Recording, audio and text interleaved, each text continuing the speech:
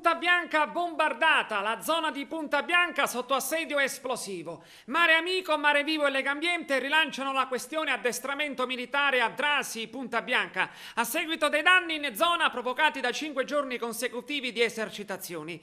Mare Amico, Mare Vivo e Legambiente affermano: siamo alle solite, vengono, disturbano la popolazione, distruggono tutto e vanno via.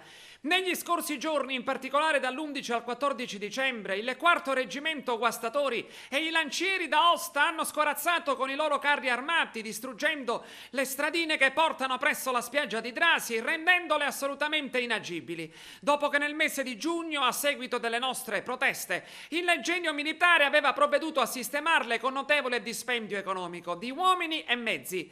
Chiediamo l'istituzione della riserva naturale orientata di Punta Bianca e Scoglio Patella, promessa negli scorsi mesi dall'assessore Lobello entro l'anno 2013, e chiediamo altresì di individuare un'area alternativa a quella di Drasi come poligono di tiro senza ulteriori indugi. Non possiamo assistere inermi alla distruzione di un bene che andrebbe invece tutelato: lo sventamento del nostro territorio e l'inquinamento del nostro mare, che riceve settimanalmente quintali di piombo e altri materiali pericolosi contenuti nei proiettili e le ogive utilizzate.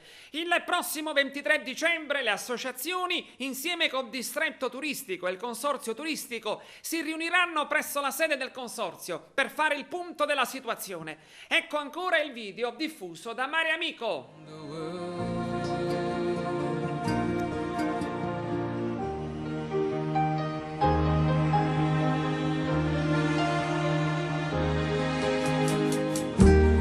Out on the roof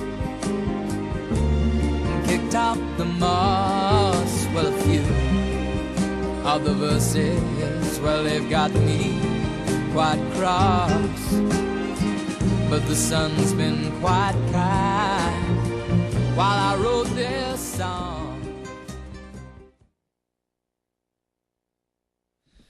E adesso ascoltiamo il coordinatore di Mare Amico, Claudio Lombardo, al microfono di Gloria Scafè.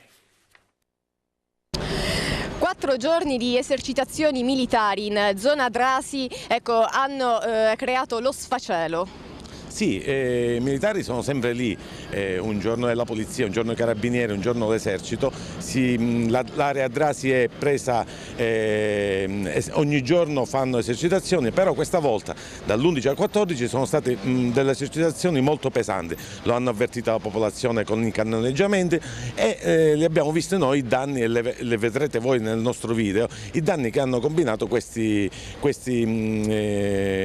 esercitazioni con il loro carri armati. Hanno distrutto le strade che il Genio Militare aveva sistemato prima dell'estate su nostra sollecitazione. Un disastro. Ecco, adesso Claudio Lombardo, l'appello a chi è rivolto? Ma ovviamente l'appello è rivolto alla politica che è sorda e cieca. Noi dal 1997 abbiamo presentato una richiesta di istituzione della riserva naturale e ancora è giacente nei cassetti della Regione. Lo scorso mese ricorderete tutti che l'assessore Lobello aveva promesso che entro l'anno avrebbe istituito la riserva, e questo non è stato fatto, che avrebbe trovato un altro terreno per l'esercitazione all'esercito italiano, e non è stato fatto. Ogni giorno li sparano, ogni giorno distruggono il nostro territorio, ogni giorno sparano in mare e provocano un inquinamento di piombo, cadmio e altre sostanze tossiche al nostro mare. Debbono andare via. How wonderful life is while you're